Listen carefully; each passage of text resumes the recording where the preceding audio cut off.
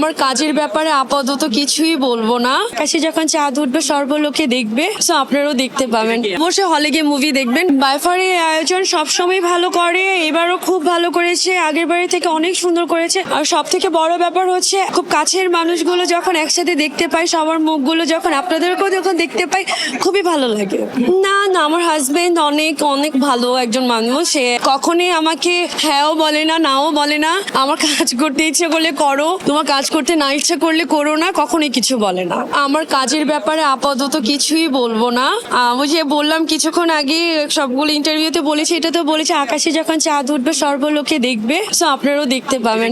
Definitely ইনশাল্লাহ খুব ভালো কিছু হবে ইনশাল্লাহ। তো সবাই ভালো থাকবেন, সুস্থ থাকবেন, আল্লাহ হাফেজ। আর অবশ্যই হলে গিয়ে মুভি দেখবেন, কারণ আমরা যদি বাংলা সিনেমা থেকে মুখ ফিরিয়ে নিই, তো বাংলা সিনেমা একটা সময় থাকবে না। তো আমাদের উচিত বাংলা সিনেমা দেখা, বাংলাদেশকে ভালোবাসা, আর এই তো আমাদের পাশে থাকা, সাপোর্ট করা। আল্লাহ হাফিজ।